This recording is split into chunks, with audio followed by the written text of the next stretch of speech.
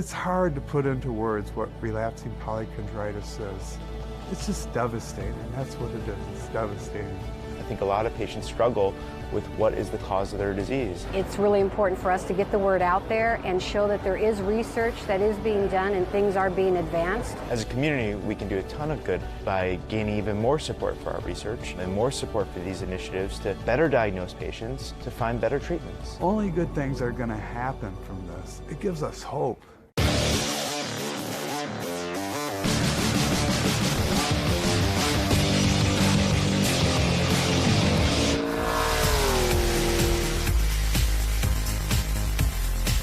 Hey everyone, welcome to Nashville, Tennessee for the Trans Am Series presented by Pirelli. We're here for the Music City Grand Prix. I've got Al Unser joining me in the commentary booth. We've got a fantastic street circuit round the streets of Nashville, and if last year's debut is anything to go by, it should be an absolute corker.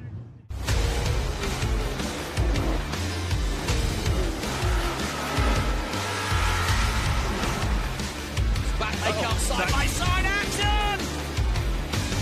Mosak trying to get some lost ground up, but Rafa's already ahead of him, and now it's a three-dimensional two-way.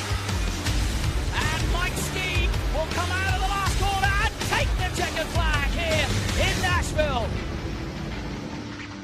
Thomas Merrill, Mike Ski. Well, not only are they going to let 40 cars loose on the streets of Nashville, the championship itself is on a knife edge. With 4 rounds to go, 2 drivers leading the championship on the same points. It really couldn't have been better scripted. So, got a Hall of Famer, we're outside the Country Music Hall of Fame, and somebody wants in to the history books in Trans Am. In the Coke corner for Mike Coke Race Cars is Thomas Merrill on 182 points. He made his debut in Trans Am at COTA in 2017 and has accumulated 43 starts, 9 poles, 25 podiums, 13 wins and 1 Western Championship title. Yeah, we've had great momentum. We had a rough start to the season, but I got a great crew. They've been working hard all season, and now we're seeing the fruit of that labor. And we're just going to keep pushing. We're not going to stay off that accelerator pedal. And if we keep the heat on those guys, I know we're going to keep rolling and scoring good points. In the Peterson corner for Three Dimensional Services Group is Rafa Matos, also on 182 points. He made his debut in Detroit in 2017 and has 57 starts, 15 poles, 30 podiums, 18 wins and 2 national championship titles. Well, it feels good to be leading the championship, right? But at this time last year, I had a 35 points lead. So this year is a complete different championship. I feel that Thomas is quite a bit stronger than last year, and we're trying our very best here to get good finishes and hopefully good wins. But, you know, the last few races we had some trouble, and we're hoping to bounce back here in Nashville. Well, there's no question I've got the right person to ask here, because you went up against your own father for a championship. It's nail-bitingly close, 182 points coming into a street circuit. It's really, really going to be tough. Yes, this is going to be one heck of a race between these two guys, especially on this street circuit. You've got challenging corners, tight. You can't make any mistakes whatsoever, and the pressure's on because they're tied at the top, and so it's so close that each one of them has to come out being aggressive, fighting, and yet they got to get to the end of the race, and so it's going to be hard. While they're maybe concentrating on the championship, there's a bunch of others who could sweep it away from them, Connor Mosak being one. Exactly. There's no pressure in points on him. He's going to just be thinking about one thing, and that's winning the race. He's got 138 points. He's still in the championship, but he's got to go out there and be aggressive and finish in front of those 2 fighters that we're talking about earlier. You make a good point, and Connor, of course, is one of those youngsters, and there's so many of them in this year's championship, all so hungry. Yes, we've got those heavyweights, but we've also got some young guys all wanting to steal the limelight. Ben Sissel, what are your thoughts? Well, thank you, gentlemen, but wait, we cannot forget about Brent Cruz, just 14 years old, the youngest to ever win a TA2 race, youngest to ever win pole. Brent Cruz, what's your strategy to make it to the top of the championship? We're just going to keep on winning and winning and winning. hopefully we can be the first guy to ever win a championship in the Young Guns category and be the youngest to qualify on pole and win a feature event. It's just amazing. This Nitro Motorsports team has worked so hard, and we're just going to have a really fast race car for the rest of the season and do our best. Lightweighting means reducing mass and consolidating parts. No one tackles these design and tooling challenges better than 3-Dimensional Services. We'll provide flexible tooling solutions, including integrating parts, reducing design complexity, or even design changes. We're the go-to source for rapid manufacturing and low-volume production. Trust 3-Dimensional Services to develop the most efficient approach to meet your lightweighting challenges today. 3-Dimensional Services. Prototype, production, proven. This is my house. My parents helped build it. Now we don't get wet when it rains. I don't get too hot or too cold inside. I can play with my sister. I can play with my brother. I can play with my mother, my father, my family. This is my house. This is my house. This is my house. This is my house. This is my house. Visit Habitat.org to find out how you can help more families like mine.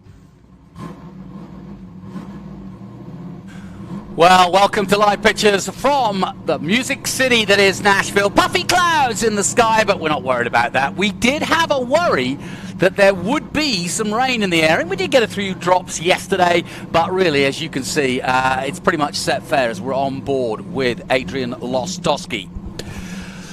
And we should have all the angles covered and no problems at the front, but I'm glad to say that rain has stayed away for our race day.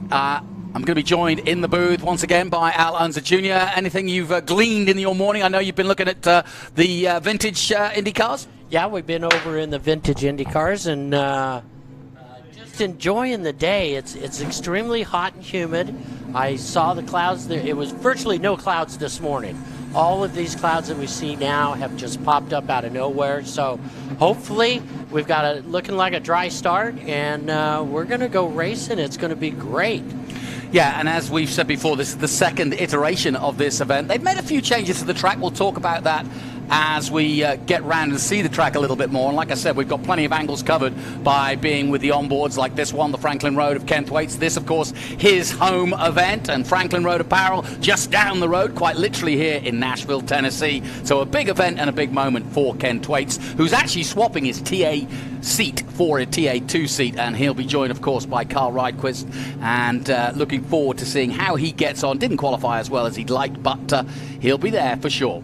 So we'll be listening to Al Unser Jr. throughout the day as we bring you the Nashville event. 4 events to go here in the 2022 season. Last year's race was won by Mike Skeen, and as you heard there, Thomas Merrill, very, very tuned in at the moment. He was on the podium, as was Connor Mosack this time last year. The Mike Skeen winning the race, but not in this race this year.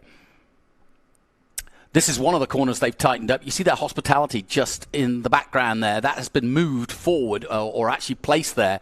And that's now 50 feet. That's turn 9, which was one of the main overtaking positions for the Trans Am cars. But now it's a lot more narrow and less of a sweep and more of a much more critical straight line corner. And it is one of the critical corners because it really does test the drivers coming off the bridge there over the Cumberland Ridge. One of the only racers in the world actually to go over a large depth of water. They've also got a motocross, or excuse me, a watercross championship going on the Cumberland River right now. They do. I was just having lunch with one of the competitors out there, and he was talking about it, and it was cool.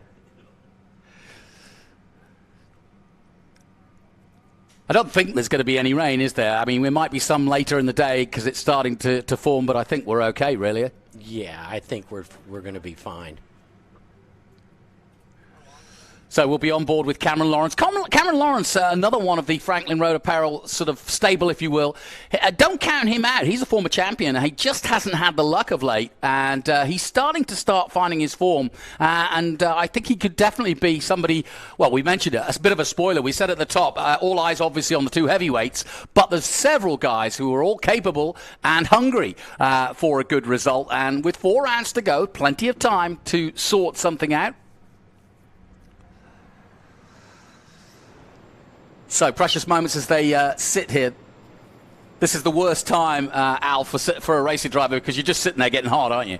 You are. You're just sitting there getting hot. So, but you really don't care about that. You don't really even notice it because all you're doing right now is you're thinking about the start, thinking about getting going and what everybody's going to do. You try to predict what they're going to do around you at the drop of the green, and that's as far as you can think, because once you enter that first corner, it's totally different than what you were planning on 9 times out of 10. Yeah, So. Tyler Casera's an interesting one in the Liqui Moly 77. He's one to watch because he has not, he's not done anything too spectacular, but he's in the hunt. And this could be a big day for him too, as it will be for Adrian Lostowska. They all love racing here. It's a real challenge, this street circuit like this, no question about it.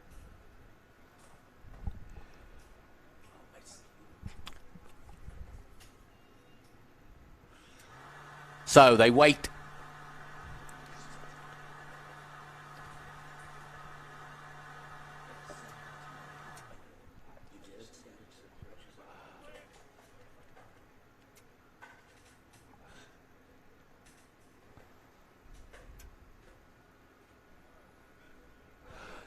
So as we wait, just as you are, we'll take a short break. We'll be back with the action from Nashville very soon. Lightweighting means reducing mass and consolidating parts. No one tackles these design and tooling challenges better than three-dimensional Absolutely, yeah, and I can hear him loud and clear. We'll provide flexible tooling solutions, including integrating parts, reducing design complexity, or even design changes. We're the go-to source for rapid manufacturing and low-volume production. Trust three-dimensional services to develop the most efficient approach to meet your lightweighting challenges today. Three-dimensional services. Prototype, production, proven. This is my house. My parents helped build it. Now we don't get wet when it rains. I don't get too hot or too cold inside. I can play with my sister. I can play with my brother. I can play with my mother, my father, my family. This is my house. This is my house. This is my house. This is my house. This is my house. Visit Habitat.org to find out how you can help more families like mine. A force of nature?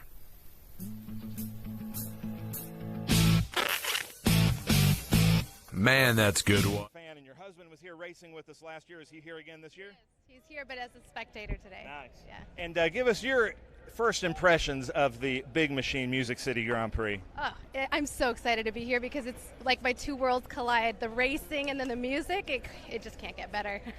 Well, nice. I hate to put you on the spot, but Denise, Stephanie, will you hold both mics and give us the national anthem? Actually, I'll hold this one if you'll hold this one. Sure. Oh, say, can you see by the dawn's early light what so proudly we hailed at the twilight's last gleaming, whose broad stripes and bright through the perilous fight, o'er the ramparts we watched were so gallantly streaming, and the rockets' red glare, the bombs bursting in air, gave proof through the night that our flag was still there. Oh, say does that star-spangled banner yet wave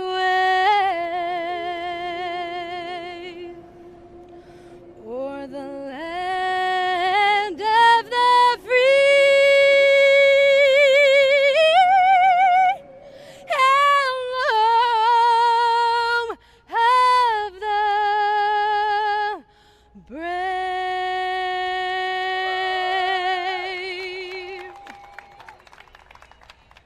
Wow, how about that? Music City. Give it up for Denise Stephanie. Beautiful, Denise. Unbelievable. Now we're going to come over here because we've got a very special guest, and I would say the other person that made this possible. Sandy Borchetta, Scott Borchetta's wife, is going to be by the car representing Race for RP, but also an executive at Big Machine. What does this mean to you to bring an event here that kind of everything that you do at Big Machine in one place? How does that feel? Oh gosh, it feels amazing to see all of these smiling faces out here, happy as can be, enjoying racing, and a full weekend of excitement. And I know you're a huge racing fan, but especially a Scott Borchetta fan. This is his best qualifying ever. How excited are you, and how excited was he? Oh, we're all excited. The whole team has worked really hard, so they're very, very excited, and I'm so proud of him, so proud of this day, and all the drivers today. Nice. So Nashville, Music City, the Big Machine, Music City Grand Prix. Are you guys ready to hear some noise here? 500 horsepower monsters to deliver the most famous words in motorsports. I'm so excited. Sandy Borchetta. Welcome once again to the Big Machine Music City Grand Prix. Drivers, start your engines. No, it's not the best, but... And with that, we are underway. I got little Al alongside me, and he's as excited as I am. He's been looking at some of the Indy cars, of course, in action, as well as the vintage Indy cars. We've also got Indy Lights as well as IndyCar this weekend. SRO are here with GT America. We've got stadium trucks. It's a big, big festival. Tim McGraw is playing. There's fireworks. There's watercross. It's all happening. But Trans Am is the belle of the ball right this moment, and they put on a great show this time last year. And Al, you watch closely how these guys came about it. And I'm just going to get your thoughts. I'm going to take a short break, but I want you to give me your thoughts on what you learned last time from watching these guys and how this is a completely different setting. We'll be right back after this, and we'll be fired up and hopefully on the warm-up lap. Stay with us. A force of nature?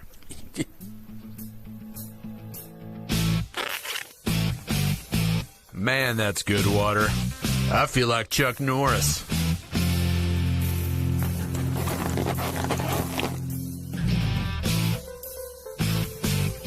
Seaforce water is a force of nature. What can it do for you?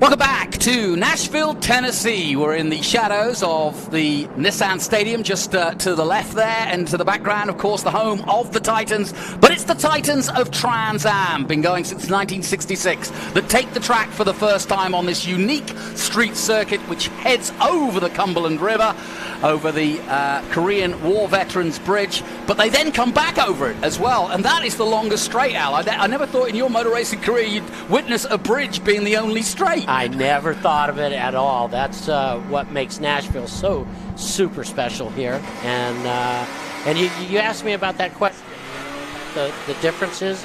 Mid-Ohio was my first time joining you in the booth here, and the differences simply are on the street circuit.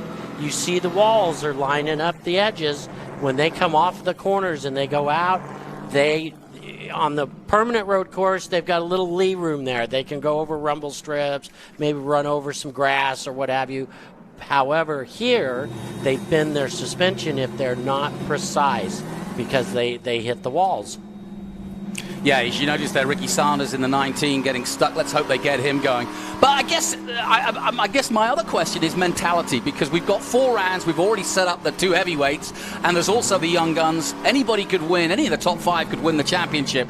But it's days like this that make and break a championship, because this is where it's tough. We're going to VIR, plenty of room there. We're going to Watkins Glen, a well-established, the home of American motorsport. COTA, good racetrack, good Formula One circuit, lots of runoff there. This, there is no margin. Do you, the night before a race like this, like Long Beach, and somewhere here like Nashville, actually, change your mindset a little bit? Let me go through the grid. I'm going to get your answer to that. I'll give you time to think about it. Thomas Merrill in pole with 1:30.6, much quicker than last year's pole. Then Brent Cruz, the youngster, who's just won at Road America alongside him. Borchetta, what a qualifying for the man who's sponsoring the event. Brilliant stuff by him. He's 3rd on the grid alongside Podium from last year, Connor Mosak in 4th. Then it's Zilic, Casera, Matos, the champion, is in 7th. Guy Cosmo coming in for Mike Skeen, last year's winner here at the event. He's in 8th position. Adam Andretti, also with that 3-dimensional services group, is in 9th. Cameron Lawrence is 10th. Goikberg and Barco 11th and 12th. Lostowski and Noacre in 14th position. Tommy Sheehan starts in 15th position for LTK Insulation, and alongside him, William Solowich. Then Evan Slater had a crash in practice and has hurt his wrist, but he hasn't broken it. He'll be out there. Carl Reichwitz looking good, a West Coast prominent driver, but now here for this very special race. Doesn't know how many more he'll do. Doug Peterson, Elias Anderson, Birdress and Mock, 21st and 22nd. Race Liberanti, just a 27-year-old debut, knows his karting, is a very well-established karter and midget racer, but coming into Trans Am for the first time for the Armada Analytics team, and that is a really interesting run. Spoke to him yesterday.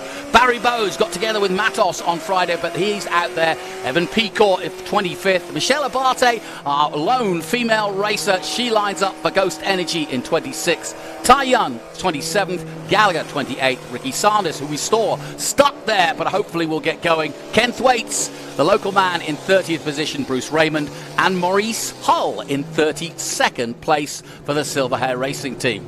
Dylan Archer, not where he needs to be. He needs to come through. Jim Gallagher is 34th, and it's Austin, Winston, Lowry, William Moore, Leesville, Chris Leesville coming in, and Chad Christian did not take part in the qualifying session. He will not start the race, though he did practice, but will not take the start line. Well, here's our first real view of this track, and as you can see, it is uphill and down dale, and as they say here, it's as twisty as a dog's hind leg around some of the parts here, but this is the only straight bit. But even so, it's bumpy, and off and on these ramps on the usual road, it's really tough. Yes, it is. I mean, you could see the cars it is bumpy, but once they get up to speed, it's not so bad. Okay, so, but the long straights are everything. That's super good. Away we go then, and away off the bridge they come. And this is all the dive now into the first spot, and Connor Mosak makes a big heavy move at 9, and carnage almost as they bump their way through. Scott Borchetta holds on to 3rd place. We're on board with him. But that was a really aggressive start there. And Borchetta certainly in the thick of it. But out front, Brent Cruz by the looks of things. Scott Borchetta holds his position. Looks as though Connor Mosak was the man making the big moves. We're on board with Rafa Matos, and it's a double-edged sword out for Rafa. He's leading the championship, but he doesn't want to finish this race with a DNF, does he? Not at all. He wants to get to the end of this thing, so these opening laps right now, especially where he's at, he needs to be super careful. He's watching everything in front of him and behind him to where he doesn't get taken out. Puncher for Barry Bowes. He was in the wars yesterday, and it looks as though the same is happening again. First time over the bridge they come. We're on board with Guy Cosmo. Guy Cosmo taking the seat of Mike Skeen, who won this race last year, and this is our first real view. There is Barry Bowes definitely coming into the pits, and that could be game over already in the early stages. So, 1 of 46 laps, a long way to go, and we expected quite a few incidents this time last year, but there wasn't. And that was a big incident at the start there. I wonder if the stewards will have a look at that. Was that too aggressive into that funnel, if you will? Tell you what, he charged that car right on in there, so there could be some penalties being established here. Well, we're on board with Adrian Lostowski as he goes over the Cumberland River. Over 45 miles, 49 from 150. Oh, wow, he's hit 150. So it just shows you how fast they are. And they've narrowed this corner now. It's just 50 feet across. And so no swinging into turn 9. Now it's quite a precise corner. And the opportunity to overtake is a muscle move. And that's what we saw there from Connor Mosak. Back on board with Borchetta. I've got to give my hat off to Scott Borchetta. Al, as somebody who was born into it, especially, oh no, Misha Goikberg. And that's Sheerhand crashing together. And that is definitely a contact between the pair of them. Who caused it, I couldn't tell you until we see a replay. But Sheerhand out in the 97. The Iron Man, well, he just got some metal across his bows too from the Canadian Misha Goikberg, but that surely will bring out a safety car, and also another Cope race car out. That's the 51. So it's drama indeed right at the start of this one, and sure enough, the yellow flags are flying. That's Darren Mock, who is stuck in the wall. And this is what the street fighting's all about. It's right at the beginning of the race, and we're already seeing some knockout moves here.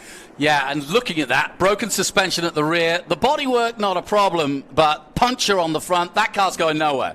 Correct. Yep. He's dead in the water, as we say. Dead in the water, as they say. On board with Dylan Archer, the young Texan, got a new sponsor, sponsored by Rambo Electric Bikes. Excited for him this weekend. And here's what I was talking about, how tight it is, tighter than a dog's hind leg. But I mean, really, this section, some of the drivers who've driven lots of circuits around the world, like Romain Grosjean, compared it to Baku in Formula One. It's that tight section up by the castle, which would be the equivalent here in Nashville. And then it opens up for these long bridge straights. Yep, that's one of the key areas on this track, is getting through that whole segment from the time you cross the bridge till the time you come back across the bridge. That whole section there, you got to get through it. There's the wow, 20, that's unlucky for Tommy Sheerhand because, Misha Goikberg had his own. So Mock came out. I wonder if there's something down there because they all seem to slip slide wide. But I feel for Sheerhand there, who really had nowhere to go. And that's the trouble with a street race, isn't it? Yeah, and what I saw, you missed the beginning of that. The 20 car got on the throttle a little too hard coming off and just lost the back end, and then that's what put her into the wall. Yep. Well, we're under caution here, and it's going to take some time. And Al, let's take you through how we work this, because what I enjoy when I'm talking to you is the insight, the driver's insight into how it all works. Because in some ways, if you didn't get the start you wanted, you've got a bit of a reprise now, and you've got a time to take a breath, to think about the setup, and to talk to your engineer. What if it's not 100%? Let's say you're in 6th, 7th place, and you're kind of rethinking your strategy now you've got started, and maybe the car doesn't feel 100%. What kinds of things can you do from cockpit to engineer to kind of make your race as good as it can be? Well, actually, they've made some overnight changes, I'm sure, or changes from what they felt in qualifying.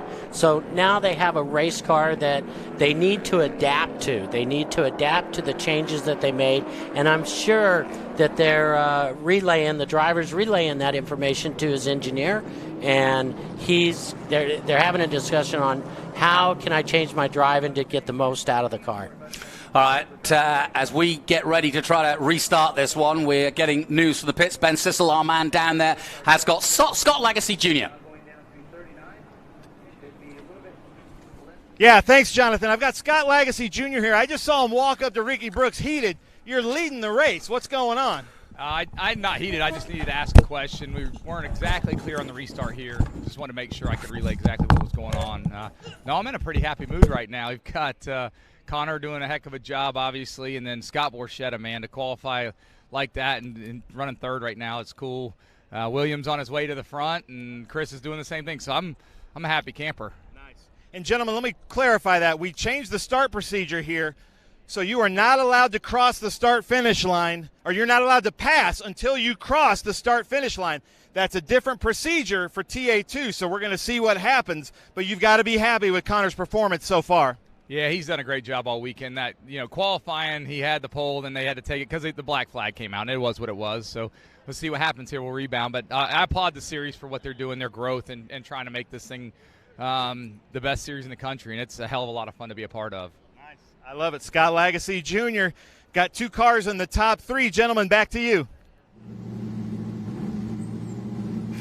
Yeah, that's sitting pretty. Scott Lagasse, of course, a pretty good peddler himself, and he has basically taken the helmet off to help some of these youngsters through. And he's the perfect guy. I mean, you know this. You're doing it yourself right now with some of the F4 drivers. To have somebody who's been there, done that, and had that calm to explain what is going on is really, really important. Listen, while we've got some waiting time, let's take a commercial break. We'll be back. We're not missing anything, and we'll be back with Al Unser Jr. and myself, Jonathan Green, right after this.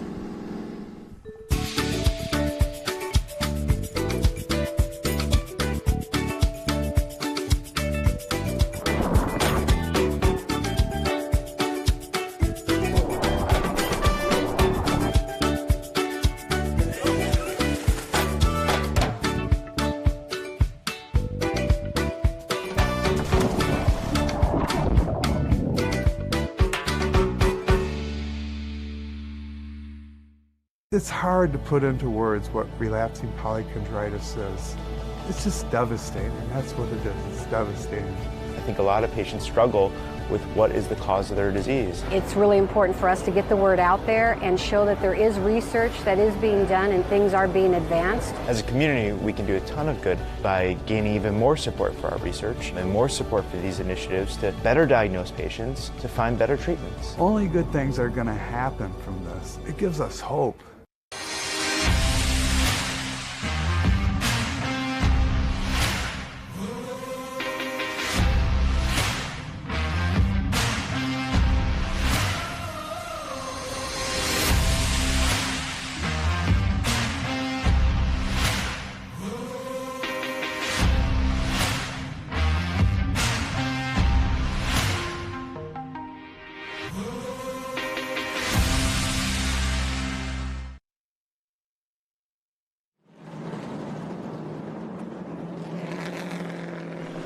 Welcome back to Trans Am's Championship presented by Pirelli. We're at the Big Machine Vodka Spike Cooler Challenge.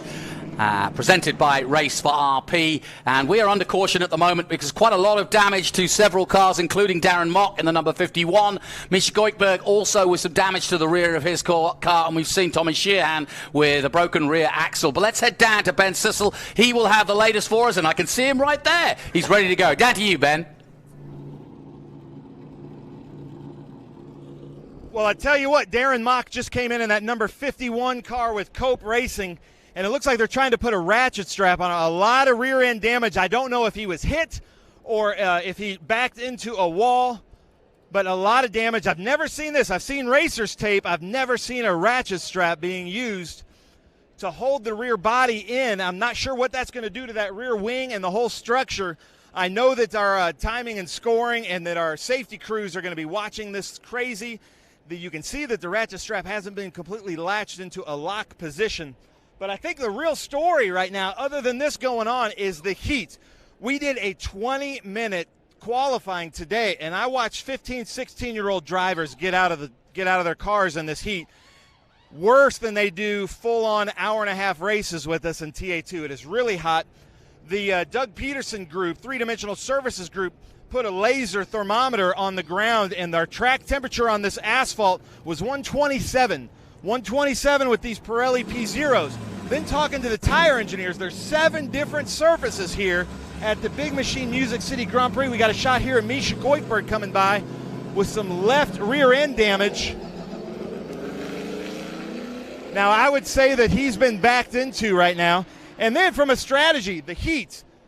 You look up top, there's some thunderclouds coming. There's a lot going on. Al Unser Jr., I know that you're the strategist for Future Star Racing. What would you be telling your drivers right now, Al? I'd absolutely be telling them to drive the race as it is right now. Don't worry about any clouds. Don't do anything. Don't be thinking about anything but what's right in front of you right now and getting a good, clean start and trying to pass some people. As we go on board with Rafa Matos, and he, of course, representing the three-dimensional services group. Big day for him, the championship leader. Heard from him ourselves. And, of course, championships, he's got 2. He's got 182 points, 2 race wins, as has Thomas Merrill. But as of late, at the start of the championship, Matos was the man to watch. In the last few races, Merrill has really creeped up, and it again showed in qualifying yesterday when Merrill topped the times and Matos and the rest of the three-dimensional boys could only get just into the top 10. You see 3 of them there. There are 4 in total. But sometimes there's safety in numbers. They could work together. They could, in fact, work together, and that's what it's all about, having a team this large. How I look at it is you steal points from the competitors by them running together like that. It means their competitors aren't running those positions and getting those points. So they just go out there and race their race and do the best they can. Good friend of yours, Adam Andretti. We had both of you in the booth at VIR last year, but Adam really, really strong here last year before a mechanical issue, tiny like a 10-cent piece, fell off the car and it ruined his day, but he was up there at the sharp end. And Adam's had a sort of up and down season all year. He'd really like to get a result out of today. Oh, for sure. He'd love it. And Adam is a good friend of mine. He's a great human being. As a matter of fact, over at my shop, we've been talking back and forth because he's neighbors of ours at our shop in Brownsburg, so it's all good. Yeah, wishing him a good weekend because last year was going so well and it all went horrible for him. And the story of last year was Matos coming from the back and actually getting some decent points, and it pretty much saved his season in many ways. So if you're careful, if you stay out of trouble in a street race, you can turn things around. But of course, there's always the threat of something like this. Sheehan was really just a bystander in that crash. He had nowhere to go and went straight into the back of Misha Goikerberg. Goikerberg, on the other hand, has managed to strap it up and get back going. But we saw Darren Mock's car being strapped together. You smiled and said, no way. But there is some thought that might work for them. It could work, you know. I mean, I've never seen it before as yourself, and so we'll see what happens. Well, this street circuit has had a few modifications. I mentioned the one at turn 9. They've also made a slight modification on turn 11, opened that up a little bit because that was a sort of bottleneck as well. There's more hospitality, there's more interest in. And obviously all eyes will be on Thomas Merrill because it's a massive day, and just as it is for Rafa Matos, Merrill will want to go well. Let's head down again to Ben Sissel. He's got Thomas Merrill's crew chief.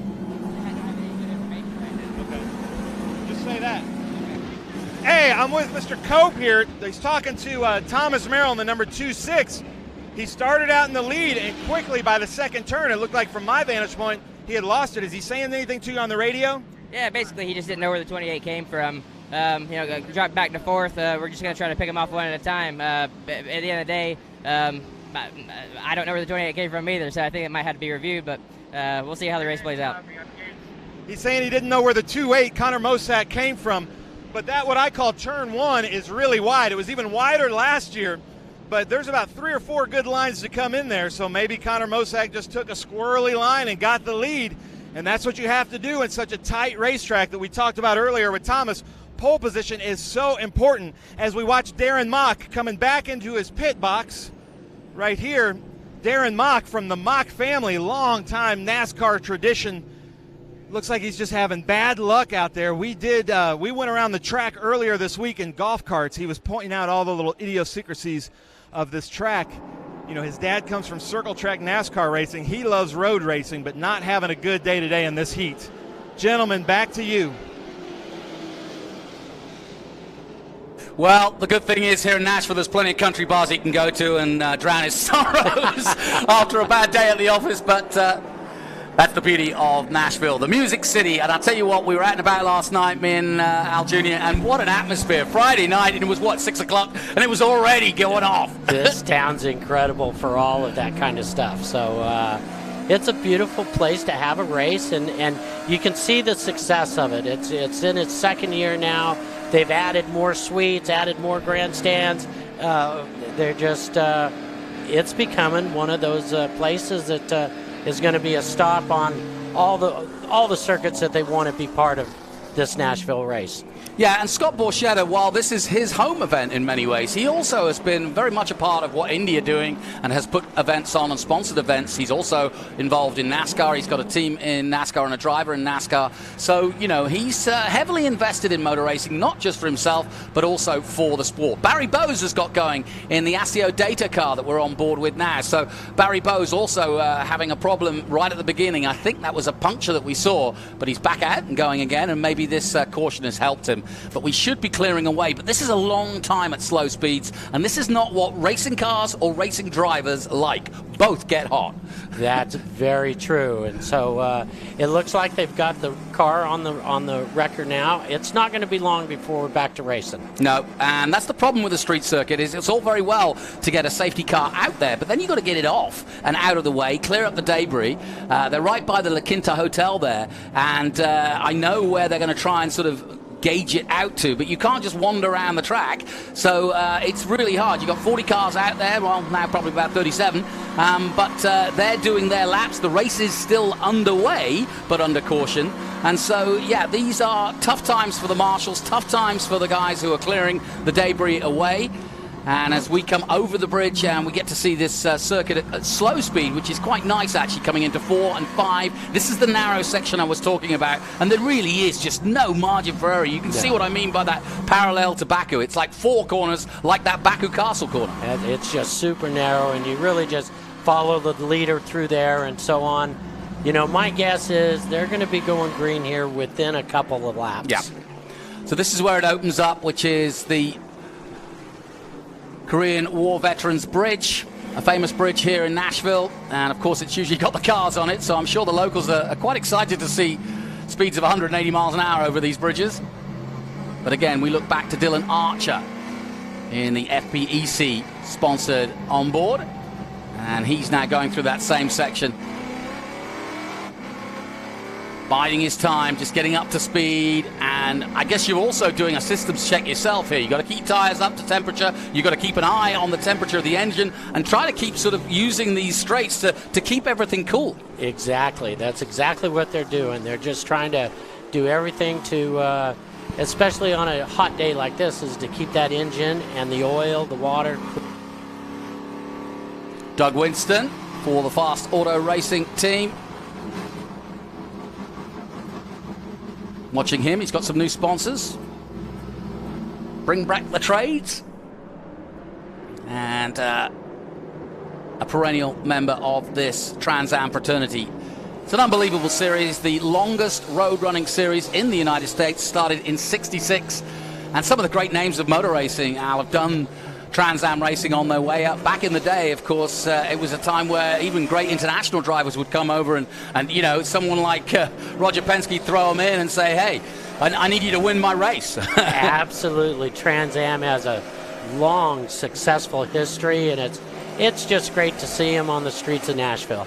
You know, and I think it's a good compliment for IndyCar, which is so different.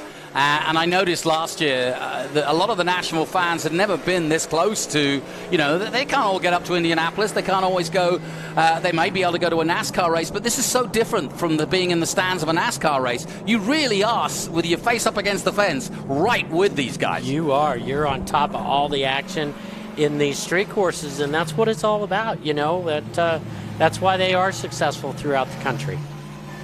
Well, we're looking at Scott Borchetta, and he's got what a juxtaposition. Scott Borchetta, I don't believe, started his career until, well, he did start as a karter when he was a kid, but professionally he hasn't started racing. And in front of him is a 14-year-old, 3 months, the youngest ever winner of both a Trans Am pole and a Trans Am race win at Road America last time out. Brent Cruz is a phenomenon. If you don't know that name, look it up. Look at his karting. Go to YouTube. I was watching him race last night on YouTube. He is a phenomenon, and at such a young age, I have to think that Scott Borchetta's eyeing this kid up as a potential for his NASCAR team in the future. But then there's a few others that think the same. We've gone to green again and down to 9 again. The car's spread out. It's 3 wide yet again, but 4 doesn't go. 3 doesn't go into 1. But somehow they make it happen. No crashes this time. Woo! Scott Borchetta, though, slightly engulfed by the rest of the field there. And I don't know if he was expecting that, but either way, he's lost a couple of places. But that's life in the fast lane, as through goes the 88 as well. So Borchetta losing place after place at the restart of this one. Not a good one for the man from Nashville, but he's not out of it yet by any means. But Borchetta right there in the thick of it, but it's the two youngsters now. Connor Mosak on the podium this time last year, as back he comes. I told you he'd be coming back right up the inside. Have that one. And Rafa Matos also in the thick of it. Through turns 1 and 2, very bumpy through there. I stood there yesterday, and it's easy to get the car slip sliding through there and lose it, not even pushing too hard. Yeah, I'm sure you know that. Again, that's the challenges of a street circuit. You got to get those shocks working on your car the best possible way. Yeah, and this is a real challenge compared to Indy. These are basic cars in terms of suspension and in terms of what they've got in terms of tools. And that's why we love it and we call it pure racing. Yeah, absolutely. You know, that tire needs to stay on the ground for the traction. Shocks control that. They work together, the sidewall of the tire and the shock absorber. And so you got to keep them tuned in. We're on board with Rafa Matos, currently in 5th position, coming over the bridge and down. This is where the controversial places is that bump straight off the bridge. It kind of unsettles the car, and everybody was worried about what gearing. And then this narrow, much narrower entry into 9, also a problem as we go back with Barry Bowes, who's further down the field. And Bowes, down in, I'm looking down, boy, it's such a big field. Yeah, Bowes down in 36th position at the moment. Isn't that just so great to have that many cars in a race? Is just beautiful to see. I do have to laugh when they're talking to the engineer of Thomas Merrill and they're like, we don't know where Connor Mosak will. Paul Tracy up the inside. He did. He used that chrome bumper. That's right. Excellent stuff.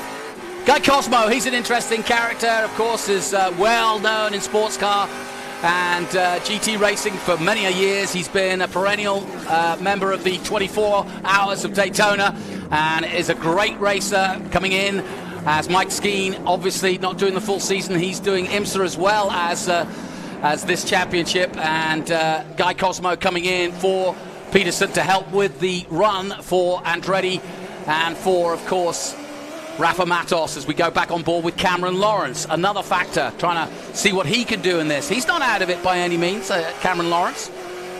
He is in the top 10 in the championship at the moment. Hasn't had the luck so far. Has had previous luck, though, and has been a previous champion in the past. So we know Cameron Lawrence has got what it takes to be a champion. He just hasn't had the breaks in the last few races. Now, Connor Mosak starting to build now on that lead. And as you can see, Merrill back where he wants to be because he's got by Cruz. Yeah, so Thomas Merrill right where he needs to be. He's got ahead of Cruz. We missed it. But now it's Mosak, Merrill, Cruz, Zilic, Matos still 5th, and Borchetta did drop down to 6th place, having started 3rd. Yeah, what's happening right now is they're just feeling out the car. Everything's getting up to temp. They're starting to just fill each other out too, as far as who and where are the weak points for the competitors to pounce on.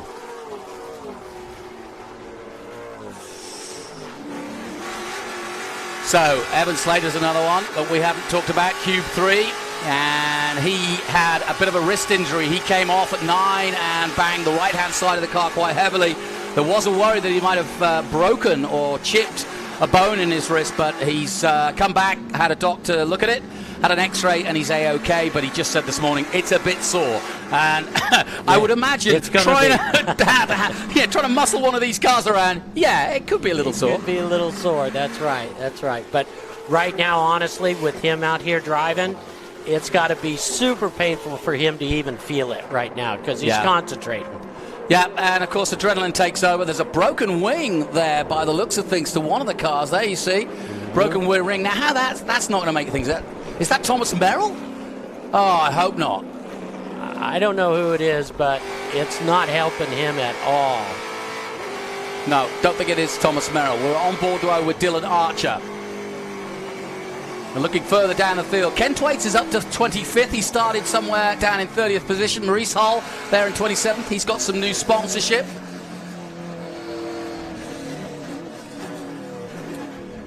And on board with Ken Thwaits, trying to make his way through. Coming through 9 and back on the power. Up to 10, another tight right hand left, a left-hander right, 90 degrees.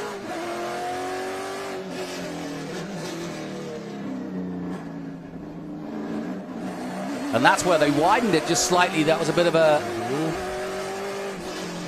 tight corner before. But this first corner that you're coming up to here, just by the pit lane, is really hard for 2 reasons. One, it's tight, but it's also the pit exit. And that means it's very interesting watching them flow through there. Now, what is going on here? We've got some real trouble here on lap 12. That rear wing that we mentioned is definitely in a mess. I can see Ben in the background.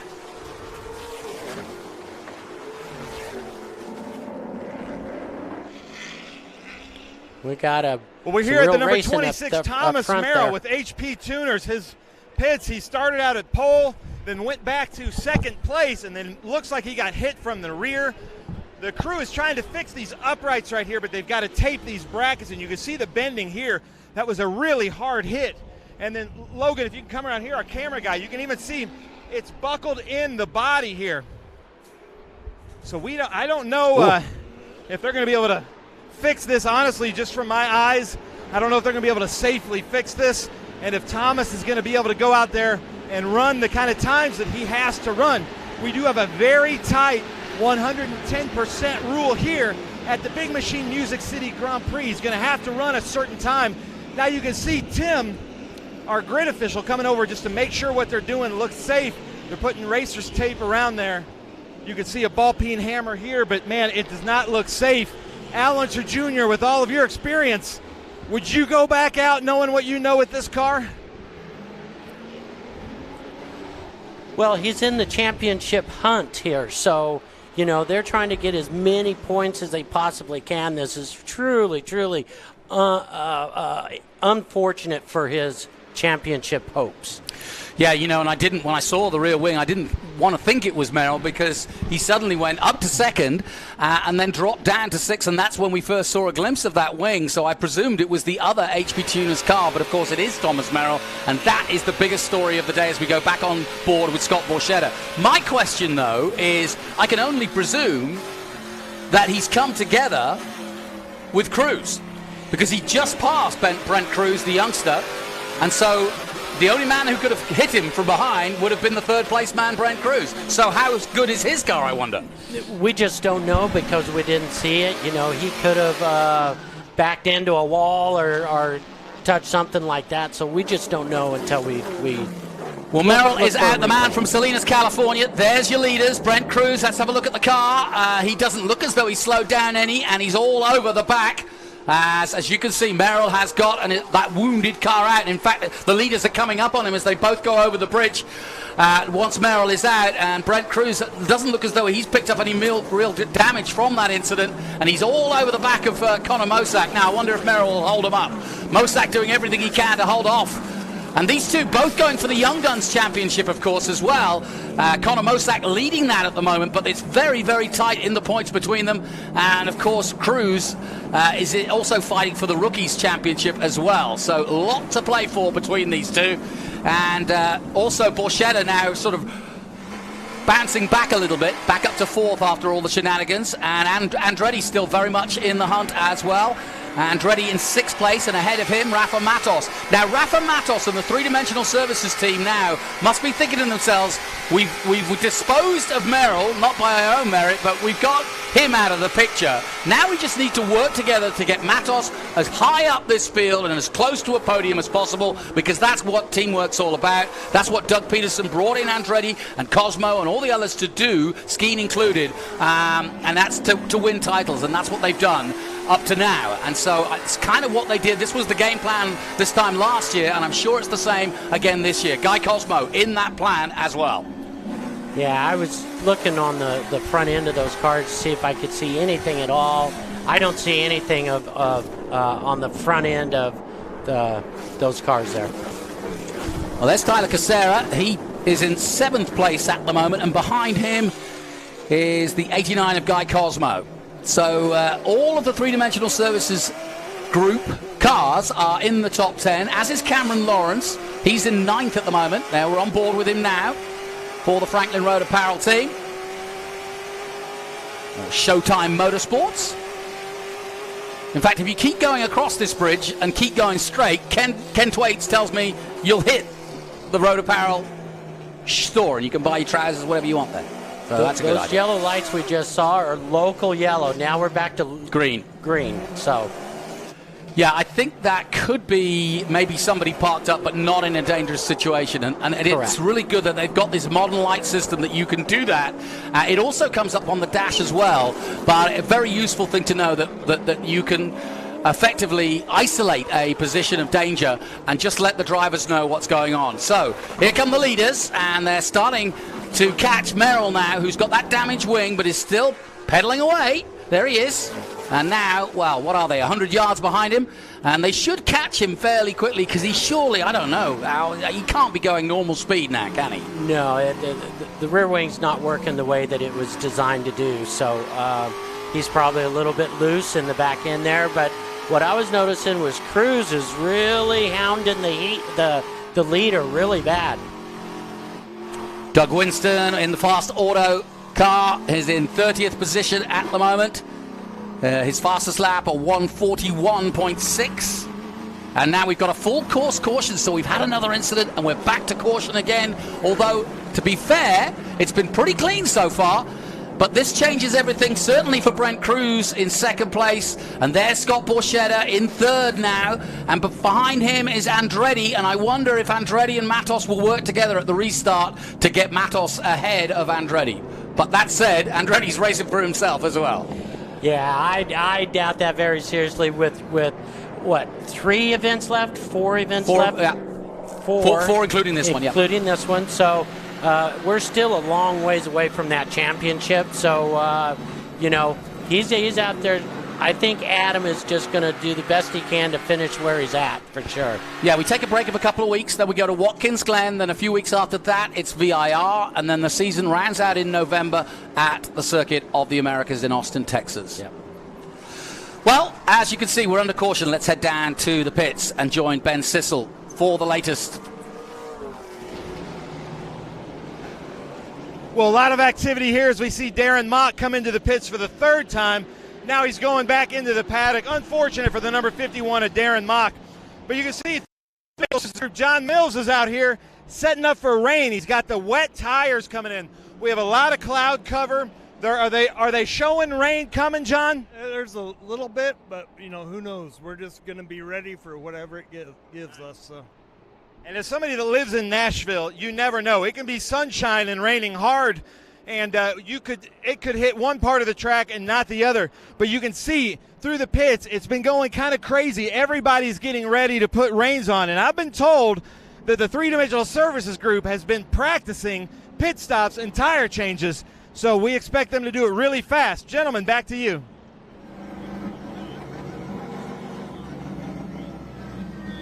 Good stuff, Ben, as always. And this is always tough. Adam Andretti. He's a big fan of Scott Borchetta and has been really impressed with the way Scott has driven. But, hey, this is racing. Now you want to beat him. Yeah, that's right. Now it's time to go racing, for sure. Yep. And just for those who haven't, we keep talking big machine, and it's good that we do. But let's just put something in perspective, Al. And I'd like to get, as a driver coach these days, I'd like to get your perspective on this. Here's a guy who made his fortune in the music business here in Nashville, Tennessee. And for want of a better word, Tim McGraw, one of his on his label this weekend, is playing tonight, as are many others. But he discovered Taylor Swift. That's the long and short of it. Yep. And his record label has gone through the stratosphere. Yep. He's now got his own bourbon, his own vodka, and he puts on these events. He's a racing driver, and he's got the time now to go racing. But he has, in the last decade, gone sim racing, gone schooling. He's had coaches, and here he is in the thick of it at a race. He's sponsoring it, and he's not in 28th place. He's at the sharp end looking for the podium. That's pretty impressive. What that tells me is he's always been a race car driver first. That's it. That's what he's been. So he had to go make a living, do his thing, which he was super highly successful at. And so now he gets to do his true love, his real love, by getting in these cars and going out and racing. And obviously, he loves it. He's put the hard work, the dedication, desire to win. You can't teach that. That comes from within yourself. Scott definitely has it, and he's being successful at that. Well, listen, we're going to take a short break, but after the break, I'm going to tell you another little story about Scott Borchetta, who started his karting days with a certain lightning flash from Johnny Lightning on his go-kart.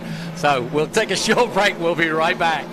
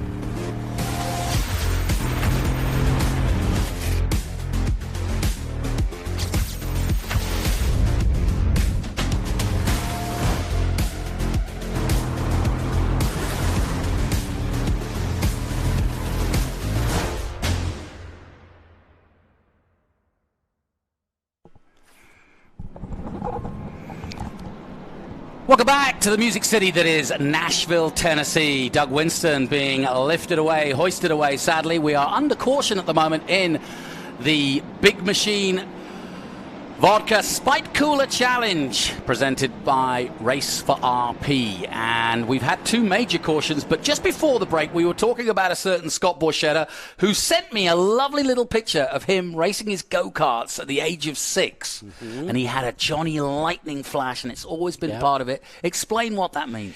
Well, he was from Southern California, okay? And so he fell in love with Dad's Johnny Lightning car in 1970, which I did too. It inspired me to go do what I did in racing. And Scott, he's been an Unser fan his entire life. Loved Uncle Bobby, loved my dad. Then when I came up, he was a fan of mine and so on. And he just fell in love with racing at that time as a 7, 8, 9-year-old kid, just like I did. And so, he's got a lot of my dad's uniforms, helmets, Uncle Bobby's uniforms and helmets. Just a super, super nice guy, just super collector too. 17 laps gone. It's Mosak, Cruz, and Borchetta. Andretti, Matos, Casera.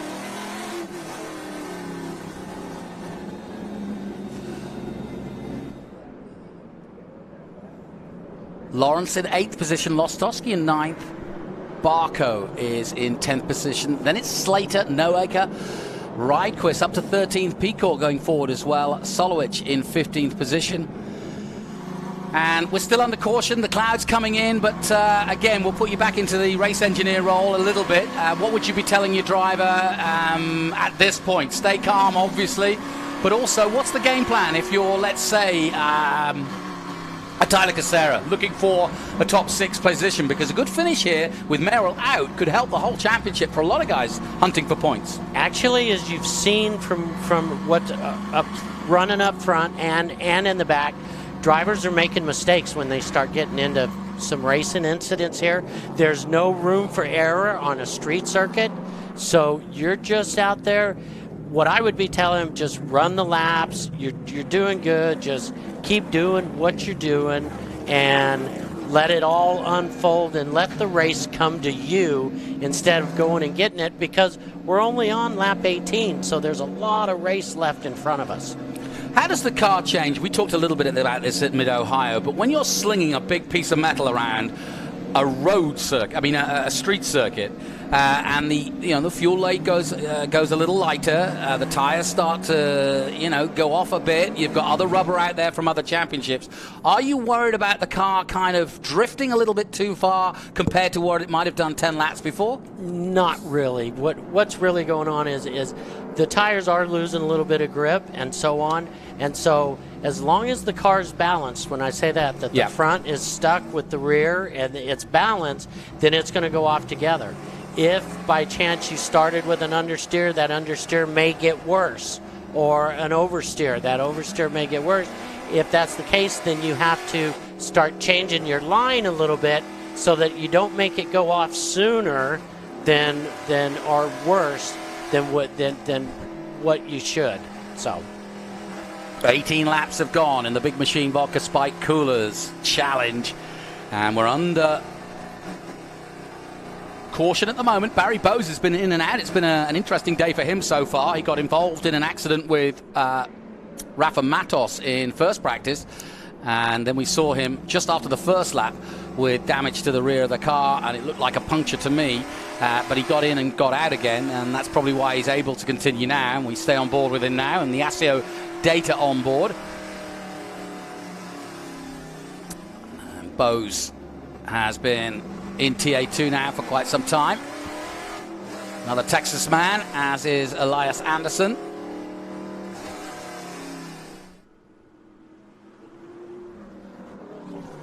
And so there's your leader, Scott Borchetta, with 2 three-dimensional services. Tyler Casera split, and then just behind him, Guy Cosmo. I'm looking for who could come through this field and do something different. Andretti's one I'm looking at. Casera, definitely. Cameron Lawrence in 8th position at the moment. Scott Borchetta obviously would love to beat the new phenom that is Brent Cruz. He's got nothing to lose to Scott Borchetta. He's had, in fact, 3 top 10 finishes. He's been on good form in the last year. But I tell you what, he would love nothing more than a podium in this race, the race that he has put his company name to. And it would just be a fitting accolade to bring motor racing to Nashville, let the fans enjoy what he has loved, as you've just mentioned, Al, all his life, and just share his passion and allow the city of Nashville not only to love its music and its nightlife, but also going to the rhythm of a new track. The track that is this track over the River Cumberland.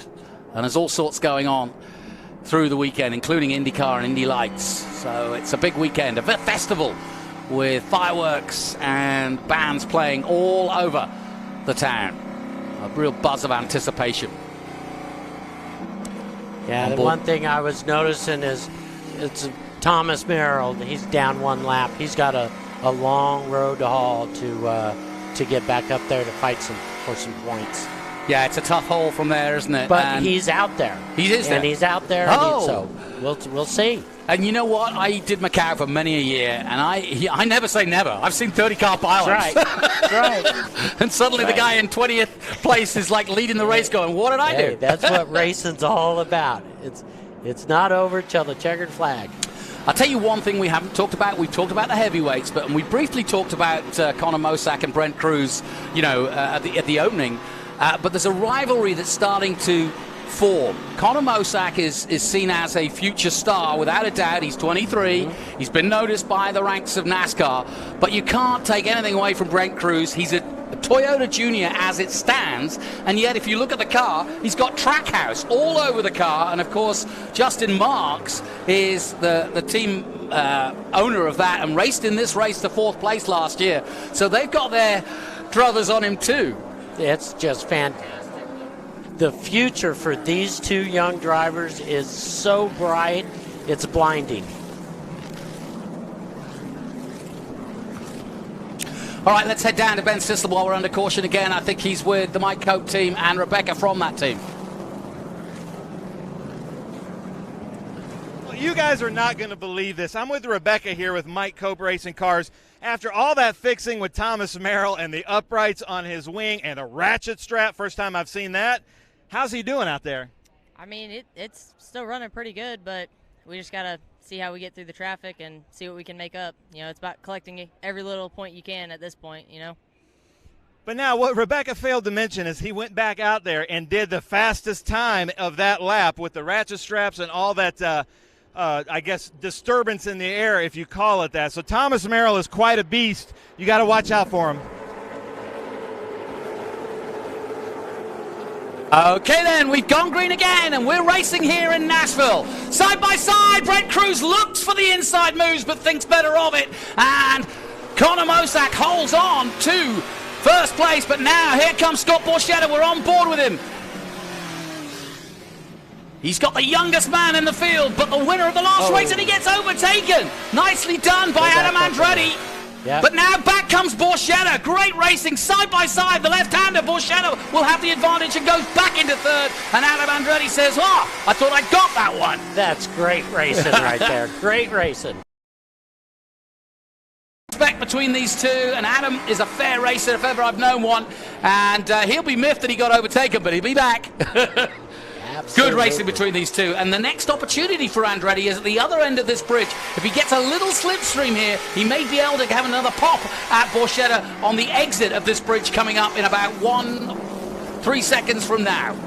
Here we go. No, he's not quite close enough, and they'll go into this literally single file section through here.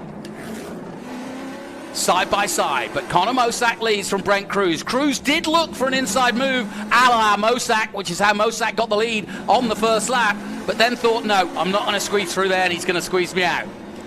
Guy Cosmos just behind that battle we were just looking at, and he's got Casera in front of him. Tyler Casera, the man from PA, looking for a good result. Very much still in the hunt for the title too. He's been the unmentioned man in terms of the title chase just because he hasn't been winning and getting podiums every weekend, but he's been doing consistent racing throughout the season, and he's very much still there with these 4 rounds to go. Yeah, 22 minutes and 10 seconds to go, and you quite rightly point me to that, Al, because that's the factor that we've got to be aware of now. With 2 major cautions like we've had, suddenly we're now down to a timed race. Yeah, I think we're on a timed race. That's what I was asking you earlier when we were in commercial. Where is that at? And because I was starting to think about it, these long cautions we're gonna trip us up. Now again, that's the engineer in me going, okay, now we're on a timed race. It's not about laps anymore. It's about time. It's go time. It's go time. Yeah, it really is go time, because another caution will just take more chunks of time out of the race. Absolutely. And so, yeah, if you're going to make a move, you've got to do it now, because you know the clock is ticking. Every lap, 137, 132, that's where we're averaging between those 2 gaps. And so, that's not a lot of laps. No. And you're certainly not going to get 22 in. There's not a lot of time left now. I mean, every moment counts. So you got to go up and just start getting as many positions as you can, without risking too much, because you still need to finish. Yeah. You got to finish. So I think that's what Rafa's thinking about right now, is just get to the end, nice and clean, bring it home, and get some points, especially that you've had that problems with Thomas. On board with Rafa Matos, and you can see on the V-Box there the throttle and the brake, and you can also see his hands working. I love to watch a racing driver's hands. It gives you an indication of how much he's fighting the car.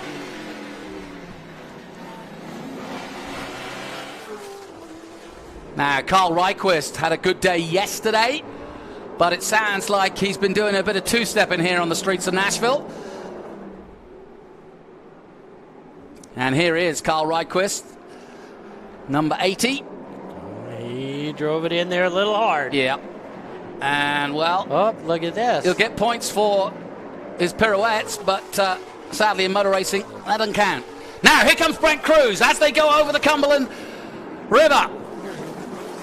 Now, has he got a chance to pop out of him? He's gone on the outside run, and Mosack does good defensive driving, and he kind of just defended that nicely, didn't he? He knew it was coming. Mosack is watching his mirror as much as he's watching in front of him right now. Brent Cruz is really getting on him.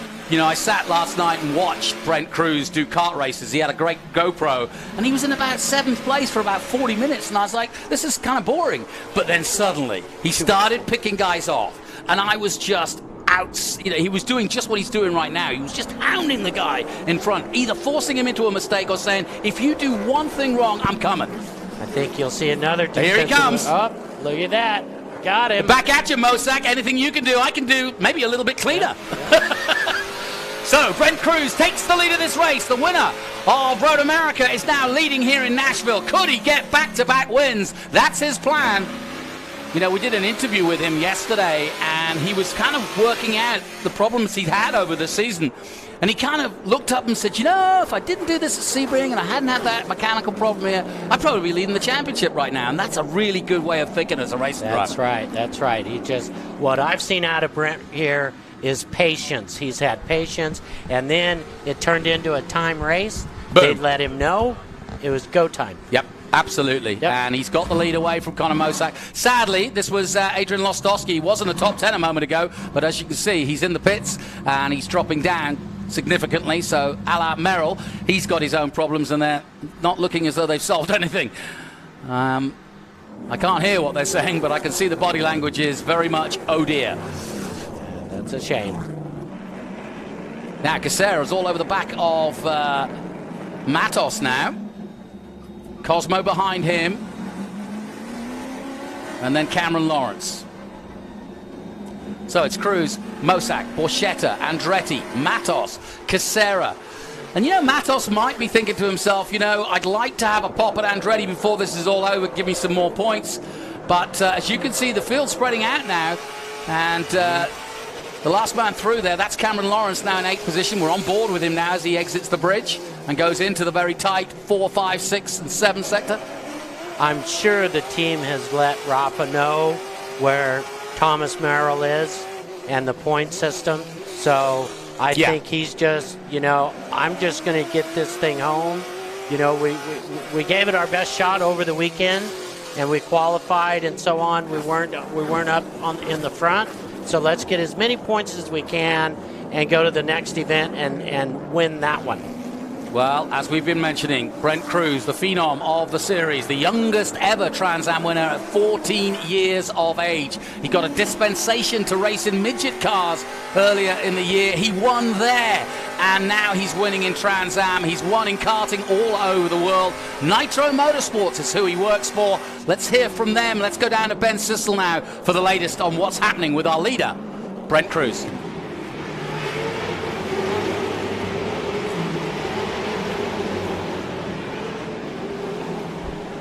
Well, I'm here with Nitro Motorsports, so let me interrupt you real quick. What is Brent Cruz, who just took the lead, saying on the radio? Says the car's pretty good. He's just pacing himself and waiting to see how we do here. Crew Chief Nick Tucker's doing a great job. We got our everything's going good. Can't really complain. Nice. And let's get a shot here. We've got IndyCar steward, IndyCar legend, Max Pappas out here. Now, Max, when are we going to get you in a TA2 car? Anytime. I'm actually, looking over Brent. He's doing such a good job. Him and Connor Zellick, they're really doing great. It's amazing, what a young guy can do here. And kudos to all of you guys here in Trans Am. It's special. Max Pappas from IndyCar. Gentlemen, back to you. Well, that gave a little Al a wry smile. How about, I'd like to see him in a TA2 car. I would love to see Mad Max out there. It'd be a heck of a show. He's got the name for it, Mad Max. He does. He does. Well, obviously, a lot of the racing community starting to look at Brent Cruz. He's got Trackhouse Mustang colours today. A la Justin Marks and the Trackhouse team, already winners this season in NASCAR. He's part of the Toyota Junior Development Series. He works out at the factory week in and week out, but he is earmarked for big-time racing. Adam Andretti looks as though he's got a problem. He's parked up. He's going nowhere. And unless his camera's stuck, I think he is, well, I don't know. It could be just a frozen camera. Well, we'll get up to date on that, but either way, could be a problem for Andretti. We'll find out. No, Adam's out there. He's still running. Okay, good. Yep, there he is. It's just a frozen camera, huh? Yep, there he is. Yeah, it was just an onboard camera issue, but it looked like he was parked up. Don't scare me like that. 14 minutes to go. On board with Rafa Matos. could turn out to be these are the days where you start to think back when you get to COTA and the award ceremonies. This is where I won the championship because I kept a cool head while others were falling apart. Exactly. It's the old Rudyard Kipling poem. Keep your head when those around you are losing theirs. And that's exactly what Matos is doing. Matos has got his Indy ties as well. Had a good, strong Indy career, both in lights and IndyCar. And I'm sure he probably raced against Max Pappas in his day. Yeah, I think Rafa's just doing a super job here with the big picture. Looking at the big picture. We've got races left. Thomas is my main contender in the Porsche Championship, has had a bad day. Let's get what we can here today, and then let's get to the next race. And I'll tell you what, Brent Cruz is not happy with one win at Road America. He's not happy with back-to-back wins at Nashville. He wants to be the fastest out there. He's just done the fastest lap at 1:31.9. This kid is on fire. And try as he might, Borchetta could be on for a podium, but I don't think he can challenge Brent Cruz today. No, not today. Not today. Scott's doing a heck of a job. I'm really proud of him. I'd love to see him get a podium. Yeah, and you know what? He must be smiling from ear to ear to say that he and his brother and his wife have been such a huge part in putting this event together over the last 3 or 4 years. It takes a long time, and you know this, to put a racetrack together. Here's that Brent Cruz. Well, that's him going past one of the back markers there, but you can see Mosak's really not that far away, but he's got to get the shimmy on if he's going to catch up with 12 minutes to go. But the trouble is, if Cruz keeps putting in fastest laps, to give you an example, last time round, 32.4, Conor Mosak, 32.2, so Mosak's not gone out of it, just 0.2 quicker last time out, and you can see he's within touch. If you were in second place, Al, how would you go about trying to stop Cruz at this point? Well, I did my best to stay in front of him, okay, Yep. and then he passed me, and so now I'm just trying to see if there's any weak spot in his lap at all to where I could capitalize on that, and it doesn't appear to be because he's still inching away ever so slowly. Car 11 in trouble. He too spinning out of this particular race here in Nashville. Well, they're pretty good at the two-step here, and a little bit of country western dancing there, and backwards he goes. And hopefully that was just a local yellow. Yeah. That was Mark Austin in trouble there. He's got the Joker helmet, and sadly, the joke's on him on that one anyway, because not where you want to be, the wrong way round on this track. Let's hope he doesn't cause a caution. Well, Scott Borchetta's got some breathing room now in third place. That's good for him. First time I've really noticed just how much time he's built up. And while he's not challenging Mosak and Cruz, he's in a really strong position to hold on to third place as we go back with Rafa Matos, who's got his teammate Adam Andretti ahead of him. But I agree with you, Al. Although Matos is going for the title, Andretti's had a pretty tough season, and I think just to get a decent result out of this one would be what he's planning on. He's raced hard, and he may still have another pop at Borchetta before this is all over, but that's how we run at the moment. And Rafa Matos is about, what, 3 car lengths away? Yep, absolutely. His last name is Andretti. Yeah. He's going to go for it all the way, well, the whole race. He's got an audience here. Michael's here, of course, and I saw Mario doing the Legends earlier in this weekend, so the whole family's here. Adam is not going to slow down until the checkered comes out. No. He's out to get that podium that's right in front of him. Yeah. So he's going to do everything he can to catch him. Well, they do support each other. Last time I spoke to Adam, he was at the SRX supporting Marco. So, they stick together, and then they all went on holiday, did a bit of fishing. And, so the Andrettis, I'm sure, like the Unzers, stick together as a family, and a race family, that's how they live. And they're all very much watching out for each other. On board again with Barry Bowes. He's recovered well as Barry.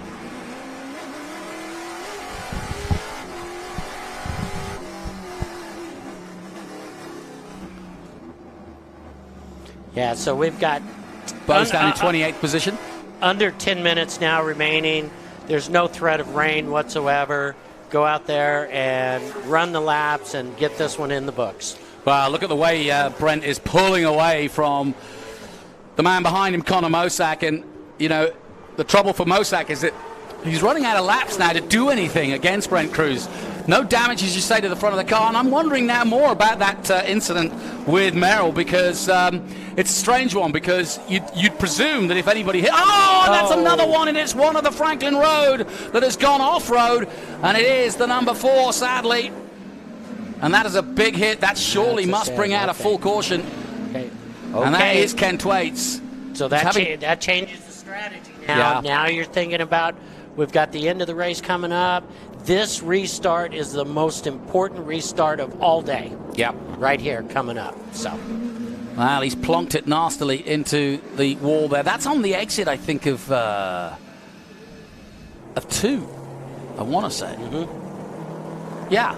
It's going out onto the bridge. Yeah, it's going out towards the bridge. So I was saying that was a very tricky part of the track, which is once you get a little loose there, it's easy to do that. It's not a place where you're going to be putting the power down that heavily. Again, this is a street circuit. This is what the results of a street circuit are. Had that been at a permanent road course, chances are it has spun off in the grass or a gravel pit and drove right back on and nothing happened. Here, now he's out of the race with car damage. Well, listeners, we're under caution again.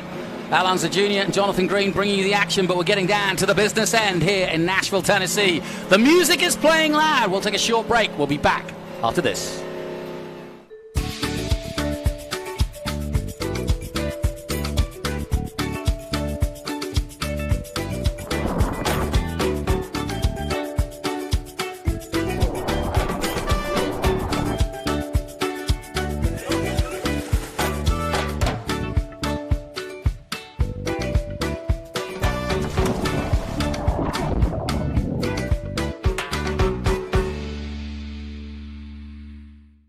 It's hard to put into words what relapsing polychondritis is. It's just devastating. That's what it is. It's devastating. I think a lot of patients struggle with what is the cause of their disease. It's really important for us to get the word out there and show that there is research that is being done and things are being advanced. As a community, we can do a ton of good by gaining even more support for our research and more support for these initiatives to better diagnose patients, to find better treatments. Only good things are going to happen from this. It gives us hope.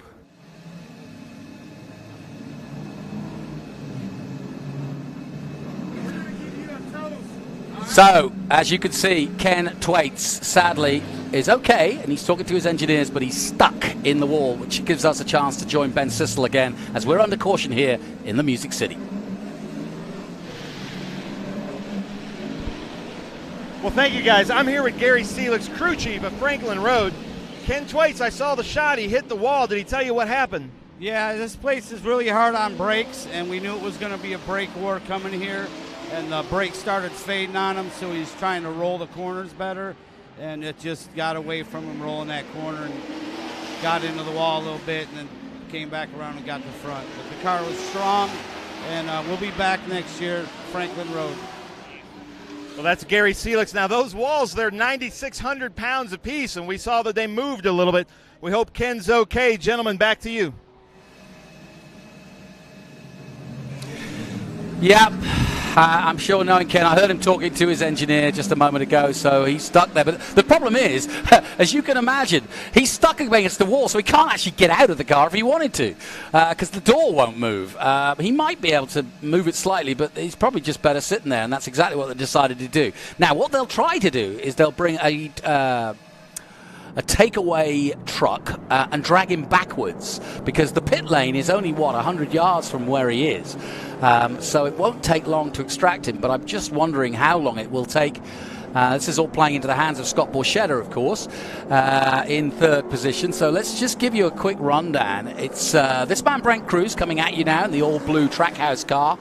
Connor Mosack still second. Scott Borchetta, after 31 laps, is in third. And Adam Andretti is holding off his teammate, Rafa Matos, in the top 5. Tyler Casera for the Liqui Moly 77 car is in 6th position. Guy Cosmo, also for the three-dimensional services group Ford Mustang, he's in 7th. And then Brett Barker, former Rookie of the Year, he's in 8th position in one of the few Dodge Challengers out there, the Baku Berryman Napa MPEG car. And then Bishop Goikberg, who had problems right at the start, has managed to get up to 9th position. That's a pretty impressive run by the BC Cars Canadian. Not bad at all. And Evan Slater, hats off to him. He had an injury yesterday, and he's managing to hang out in the top 10. And, of course, he's fighting for those Young Guns honours, as is Robert Noacre. But he's missed a few rounds as Robert, but has come back here for Nashville. So all to play for as we go back on with Barry Bowes. 31 laps gone, but we're less worried about the laps and more about the time. And time is ticking down at the moment. So it's really a case of, will they get Ken Thwaits' car out of the way before we draw this to a close? But it would be a really interesting result, because Cruz and Mosak are the men most likely to challenge both Merrill and Matos. Now, Matos is in the top 5. He'll be okay with that. Merrill will be furious because all the impetus of their 182-point lead that they both had will be kind of dissipated. And with 3 rounds to go, Watkins Glen coming up in a few weeks, and then VIR and Circuit of the Americas in November in Austin, Texas, of course. So Brent Cruz certainly feels that he can have a go and have a pop at this championship. Thomas Merrill, just in case you were wondering, is up there in 26th position, but he's a lap down. So sadly, he is not going to pick up anything from this race, really. So in terms of doing anything that would make a needle move, I'd love to have that house there. That'd be a good view. And Thomas Merrill, of course, first in the championship, start of the day, 2 race wins, 6 podiums, and that's where he's had the advantage over Matos. Is he's just had more podiums, and his consistency has just been a little bit better than Rafa's. And so today will be a real blow to Thomas Merrill. And speaking to him yesterday, he was full of confidence. Man who started out in Salinas, California. His parents were part of the Porsche club there, and he used to go with his mum, and she'd take him out around the track when he was a little nipper, him and his brother. And he got the bug, and he's been doing it ever since. And he's a big popular driver on the West Coast, has won the West Coast Championship in the past, but never a national championship. So this means a lot to Merrill. Of course, Rafa Matos, 2 titles under his belt. So here we see, there's that truck I was talking about. And Al, what do you think? Do you think we'll get racing again? Well, I sure hope so. You know, that's what I'm worried about. I'm looking at the time left. It's right at the 2-minute mark. I'd sure hope they get that wrecker and get that car off of there so that we could at least have a green finish to this race. Well, David Hoots is our race director. He's got over 30-plus years in NASCAR race direction, and he's come to us in the last couple of years, and he's quite an authority. He, like all race directors, wants to see a green finish, but it's not always possible, and nobody wants to see what happened in Formula One's Abu Dhabi Cup last year. Well, hey, that's what I was just thinking. The race director's got to be yelling at those guys, hurry up, hurry up. Yeah. Let's get this day cleaned up, and let's get back to green flag racing for the end of this race. Big points for Andretti and Matos. Casera will pick up some good points as well. Cosmo 7th, Barco 8th. These are all good results. Goikhberg is the one that surprised me. He was in the wall at the beginning of the day. Look at him up there in 9th position. Cameron Lawrence drops down to 12th, having been up as high as 8th at one point. And Doug Peterson's come through right through the field, up to 15th position. He, of course, the team owner. This is the final lap. So, sadly, Al Unser Jr., we're going to finish under caution, but what a result for this kid. What a back-to-back Trans Am Absolutely. And he went out there and earned it. He was smart right from the get-go, took his time, had patience, made his move when he needed to, and now he's going to get the checkers. This is just fantastic. Well, at the start of the day, he was 38 points behind in 4th position. Conor Mosak was the man ahead of him by 4 points. He's going to go equal, if not ahead of Conor Mosak for 3rd in the championship. And he and Conor Mosak will now be vying against Thomas Merrill and Rafa Matos for the title. Well, you may not like the finish you're seeing right now, but I am licking my lips in anticipation for the last 3 rounds of Trans Am 2022, because we have a 4-way battle for the championship with 2 young guns and 2 very experienced men who equally want the title as much. This just totally blew it wide open as far as who's going to bring home that final trophy for the championship. I cannot underline, I hope Indy's watching. There it There's the is. checkered flag, and the youngest man in the field at just 14 years of age wins in a packed field of over 40 drivers with huge experience, and he takes it in his stride. I remember asking him before the Mid-Ohio race, how do you feel you'll be going today, Brent? And he said, I'm going to be a problem for everybody out there. And I have remembered those words ever since, because that's exactly what he's doing. That is what he's doing. He's just one smart driver. He just has the patience and then goes when it's go time. I just congratulate him. Also, Scott Borchetta, congratulate him for a podium finish. He's going to, in his own hometown. I think it's great. Mosak was on the podium last year. We expected that. He made an audacious move, and we'll be seeing whether actually that sticks, because that could be still under investigation. But the other big story, if the youngest man in the field, well, not the oldest, but certainly the man with the most to gain by putting the event on, by being the sponsor, by putting his company name to it, has now walked the walk, talked the talk, and driven the race of his career. Scott Borchetta, welcome to the fraternity that is motor racing. You have always been part of that fraternity, but when the likes of Rafa Matos and Alan De Jr. and Max Pappas are watching on, and the whole world of motor racing see what you can achieve, well done, my friend. That's so true. Congratulations, Scott. Big Machine Vodka Spike Coolers. What a day. What a day. I think he can relax and have a wry smile to himself. Well, his wife started the race, and he certainly finished it. Well done. I mean, everybody, well done. They did a great job. It was just a great race right from the very start. Showed everything that racing has to offer. Good wheel-to-wheel racing. If you make a mistake, you're going to get damaged. You're going to be put away in behind the pit wall. And so, young driver coming up, doing a superb job. This is what it's all about. Yeah, shout out to Adam Andretti as well. Another good job done by him, defeating Rafa Matos. That's been rare this season, and he's been looking for a decent result, and finally picked up something here in Nashville. So into the pit lane they come, and while it doesn't finish on the explosive end that we wanted, it's still a fantastic headline story. Back-to-back wins for the youngest man in the history of Trans Am, which has been going on since 1966. And I think that Mark Donohue and the likes of the greats over the years would look at that and say, yep, welcome aboard, welcome to Trans Am, youngster. And he's racing in all sorts of championships. It's not just this. He does all sorts. And he's being noticed. There's no question about it. And I do think there's quite a few Indy teams probably taking a look at him. Absolutely. I jokingly said to him last night while I was watching practice, and Joseph Newgarden was the fastest American out there in 5th place. I said, come on, Brett, we need you out there. Hey, IndyCar teams, all teams, NASCAR teams, 14 years old, and he's doing this. Yeah. He's being noticed, I promise you, by the best owners and sponsors out there. Yep.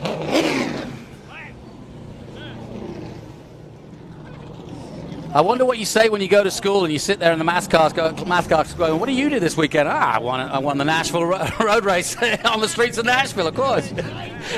It puts you in a real weird position, I got to tell you. I was a sophomore in high school winning sprint car races, and you go back to school and you kind of go, really? Really? What's this about? And so... but I guess it helps getting a date to the prom. Absolutely. Well, the Trackhouse Colours have done it, and Justin Marks, who got 4th place last year, and the colours of his team have now taken the win here in Music City. The helmet will come off in a moment, and it's been a real family affair for the Cruisers. They've put this kid through his paces, and yep, a little fist bump, and now you see the smile. Yeah, look at that Still smile. got the braces on, but it doesn't matter. He's a winner, and he's as good as anybody out there right now. He's lost a bit of fluid, and we'll hear from him in a moment as he joins Ben Sissel for his post-race interview. Come on, Brett. All right, 2 in a row. Brent Cruz This is unbelievable. What a performance. We were driving around a couple days ago on a golf cart. You've never been in a street race like this, and now you showed everybody how it's done. How does it feel? I just want to thank the Lord. None of this would be possible without him, just making me a better man every day and trying to follow the footsteps of him. I just want to thank my whole family, my dad, my mom. None of this would be possible without him. They provide everything for me, and I just want to say thank you to this whole crew, Nitro Motorsports, everybody along this. Trackhouse, Justin Marks for all they do for me, just a big supporter, and I just want to say thank you to everybody along this crew, man. They just worked so hard day in and day out. We struggled a little bit in the beginning of the weekend, and they just kept working, and we never stopped, and here we are. Nice. Brent Cruz, and we heard Al Unser Jr. say a lot of eyes on Brent Cruz. We see Max Pappas down here congratulating him. Brent Cruz, you keep impressing us every time, man. Nice job. Unbelievable. Now we're going to come back to Connor Mosack. Logan.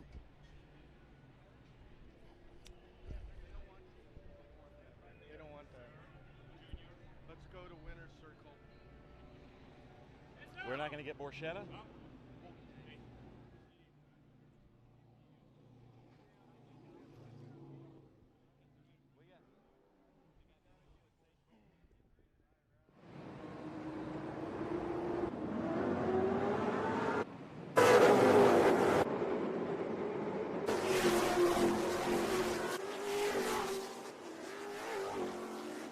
Plenty of action, fast and furious through the streets of Nashville.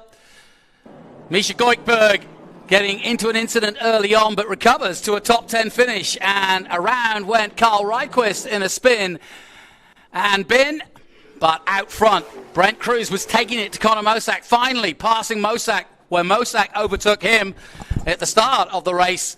But from there on in, it was, well, a cruise, quite literally. Well, Tom Cruise is a Top Gun, but we've got our own in Brent Cruz. No question about it. A brilliant, brilliant result for a man racing his first ever street race. Think about that, folks. Yeah, 14 years old. It's awesome.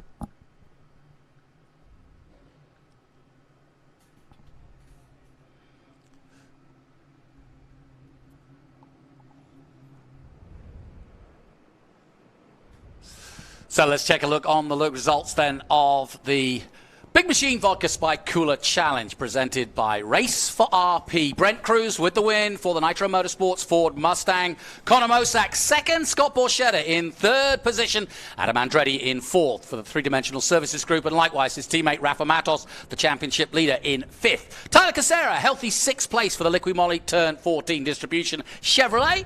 And Guy Cosmo taking seventh. Rhett Barco in eighth. Misha Goikberg, great recovery from ninth with that damaged BC race car. And Evan Slater rounding out the top 10 for the Cube 3 Architecture Ford Mustang.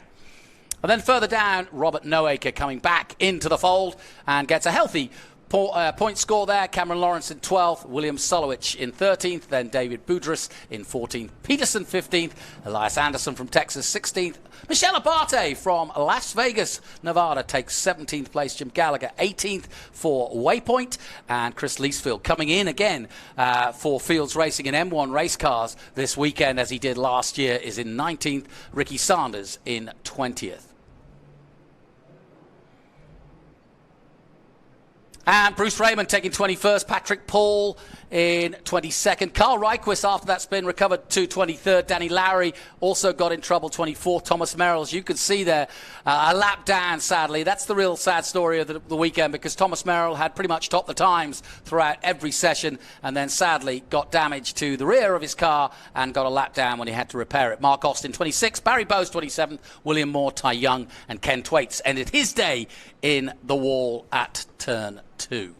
Morris Hull, Lostowski, Pecoy, Winston, Zilich, Archer, Mock, Sheehan, and Race Liberati making his debut. Sadly, not what he wanted in the end. Was going to be classified as 39th. Chad Christensen did not take the start line start.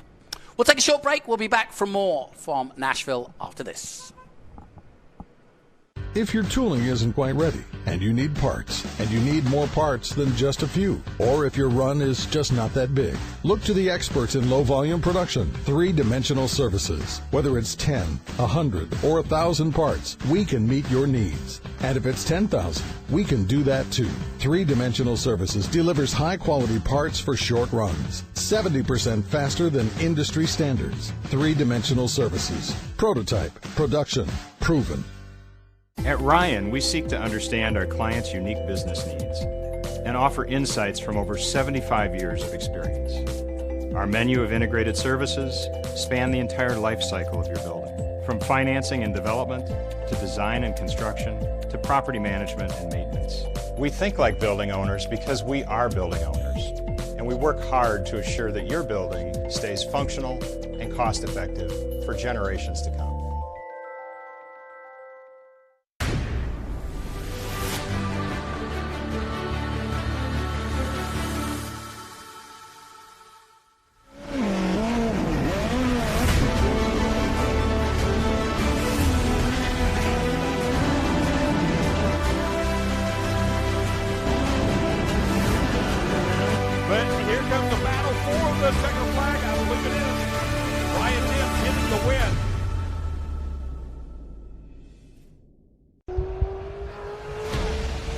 As you can tell, I like to go fast. Our race team is really well prepared. We like to look good, but we also like to dress good, and that's why we shop at Franklin Road Apparel. I own the company, and I wear the clothes that we sell in that store. So check us out. We carry all the top brands: Baldwin, John Barbados, Billy Reed, Goodman brand, and on down the list. So come see us. Franklin Road Apparel, Franklin, Tennessee. Friend, his best finish ever. The man responsible for this whole thing. This is like 15 years in the making. The best finish ever. 3rd place and 1st in Masters. Let's hear it. Scott Borchetta!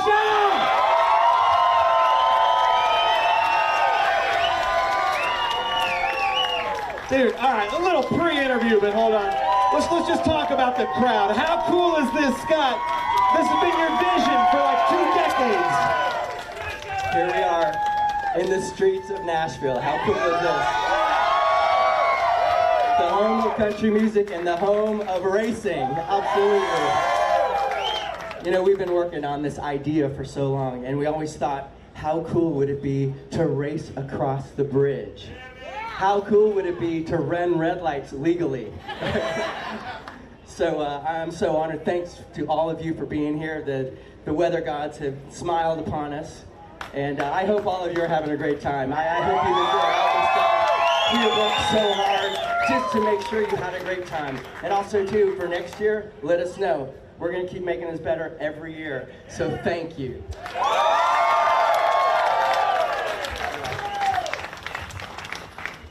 In 2nd place, an improvement from last year. A hard-fought 2nd place, running for Team SLR. Let's hear it. Connor Mosak! Connor's racing with his new sponsor, Open Eyes. Frank Harrison out of North Carolina. He's also running in the Young Guns Unbelievable Driver with Team SLR. In 1st place, 2 in a row, the youngest competitor in TA2. Remember this name. You'll say, I met him in Nashville at the Big Machine Music City Grand Prix. Running with Trackhouse and Justin Marks this weekend. Let's hear it, Brett Cruz!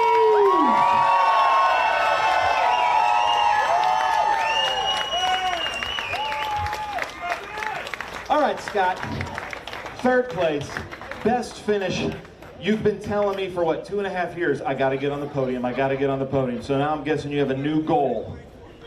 Hey, we're so close to #1 now, right? Yeah, you know, this class, we drive against such great drivers. I mean, remember these 2 names, Connor Mosak and Brent Cruz, because you're going to see them move up to Xfinity, you're going to see them in Cup. For any of you hardcore race fans, you can say, I remember when I saw Chase Elliott do this, or I saw Jeff Gordon do that. You got to see these 2 guys rock it at the Big Machine Music City Grand Prix. I'm telling you, these are 2 future stars of our sport, and it's an honor for me, this old guy, to be up here racing with the kids. So. I love it. And not only that, but you're talking to future competition with the Big Machine Vodka Spike Cooler in Xfinity. This is probably your competition for the next 10 years. Yeah, he's too young is what he says. Connor Mosak, it's funny, you're on the podium here, and you seem disappointed by that. Watching your body language as we came across, I know you're super stoked on this crowd, but you seem to be disappointed not being in the middle. Yeah, first I want to thank Mr. Borchetta and everybody who puts on this race. It's an unbelievable weekend. Thank my sponsors. Good to have Open Eyes on the car this weekend, Knocker Auto Trucks and Franklin Road Apparel. But yeah, it's tough to be this close to the win again this year. Led a lot of laps both years. Just fortunately couldn't get it done. Like to see the race in under green. Hopefully we can get that worked out. But overall, it's still a great weekend for us, and hopefully we can be back next year. All right, Nashville, let's act like we've been to a rock concert before, okay? I say trans, you say amp, trans, trans. I say Nash, you say Ville, Nash, Nash. I say Brent, you say Cruz, Brent, Brent. Nice, see, I told you guys. Nashville is the place to be. Brent, take the mic, tell us about your race. I just want to thank the Lord. None of this would be possible without him. All glory to the Lord. I want to thank Scott and everybody for putting on this amazing show and this amazing track. I just want to thank Justin Marks and Trackhouse for all they do for me, all the support. My dad and my mom, none of this would be possible without them either. Nitro Motorsports, man, we struggled in the beginning of the weekend, and they just never stop working, man, all night. They get up early, earliest ones here, and then they just keep on working, man, and they gave me the fastest race car, and here we are. Thank you, guys. All right, hold on. Grab some swag, guys. Throw some of these hats out there. Come on, let's hear. Who wants a hat? We got some cool hats. We got Trans hats. Uh-oh. You threw away a hat for it. I pinched you. Sorry, Chris. I'll get him closer, though. That's my fault. Ladies and gentlemen, while they're doing this, I want to give a big shout out. Matt Cruz, Ruthie, Jason Rittenberry, the whole staff at the Big Machine Music City Grand Prix. We've been talking about this for years. Let's hear it for the staff of the Big Machine Music City Grand Prix. So cool, such an honor. And then to IndyCar, really, Roger Penske, everybody at the IndyCar Series, a big shout out to you guys. It is such an honor to be a part of this session, be a part of this event. So cool. Let's hear it for IndyCar, Big Machine Music City Grand Prix. Awesome. All right, get together, guys. Come on now, let's have a celebration. They got their hats on. Let's hear it. Borchetta, Connor Mosak, and Brent Cruz. Unbelievable. Nashville, I love you guys, but I've been to concerts with you guys. You guys can get louder than that. We're filming this for TV, people.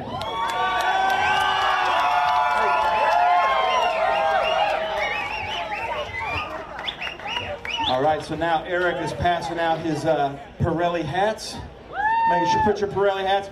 Hold those beautiful trophies up high. Come on, Nashville, let's get loud! The Big Machine Music City Grand Prix. Unbelievable names in racing up here. So cool, Nashville, you're living up to my hype. I love it, you're making me look good. All right. So, we have one that has a spirits company, so we know that he's of age. Big Machine Vodka Spike Cooler, double cooler, and I think even a diet cooler. Connor Mosak just became of age, and Brent Cruz is not of age, so he's getting the special water. Are we doing a little celebration here?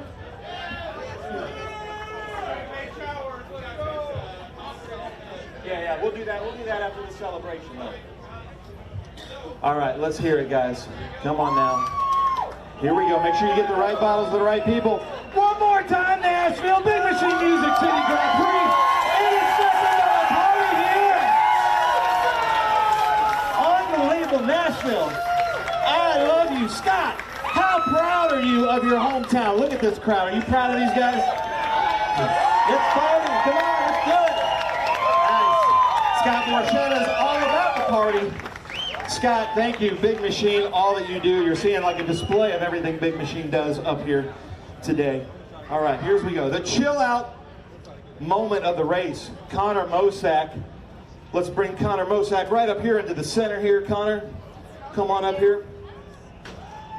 Let's hear it as he holds up the chill out systems, the Happy Gilmore check, the chill out move of the race, keeping him cool in his brand new race suit with open eyes. Chris, let's make sure we have... I won't leave until I get that okay from you, Chris. I've already made you mad enough. All right, a thumbs up from Chris. We got some more hats from Eric. I'll take it. Scott Borchetta with an arm. And then, ladies and gentlemen, I've got these fantastic timepieces Oma Legato makes. This is a Trans Am Oma Legato watch that goes to our fastest lap. Brent Cruz and Young Guns. Oma Legato.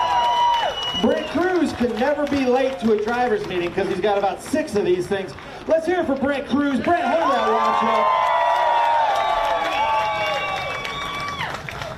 And then, ladies and gentlemen, I would be remiss. I could say goodbye to you for now until next year, but let's bring up Scott Borchetta. He knows a little bit about show business, a little bit about promotion. Scott, close us out here with the Trans Am Series presented by Pirelli at Big Machine Music City Grand Prix. So you may not know this, but a couple of our brand new artists are in the crowd that you're going to be hearing about. Mackenzie Carpenter, Tiara Kennedy, they're in the house. Tim McGraw, he's a real bad boy, he's a real good man. That's happening tonight over at the main stage. Hey, thanks again, Big Machine Music City Grand Prix. I hope you had a great time. I hope you enjoyed the rest of the weekend. Thank you.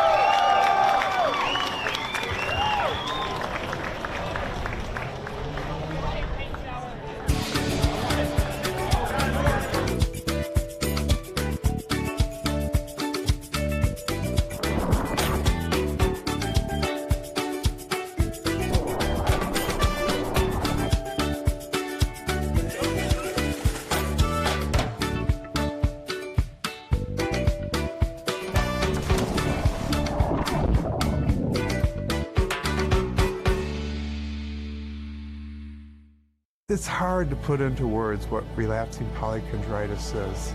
It's just devastating. That's what it is. It's devastating. I think a lot of patients struggle with what is the cause of their disease. It's really important for us to get the word out there and show that there is research that is being done and things are being advanced. As a community, we can do a ton of good by gaining even more support for our research and more support for these initiatives to better diagnose patients, to find better treatments. Only good things are going to happen from this. It gives us hope. Hungry for SVRA action? Well, the best way to enjoy classic auto racing is with a delicious classic from Mission Foods. Green flag your race-watching snacks with Mission's mouth-watering race day recipes. Try some of our tasty tacos, piled high nachos, fresh chips with guac, and more. So gear up your ride and fuel up those stomachs with delicious Mission Foods. Now that's too fast, too tasty.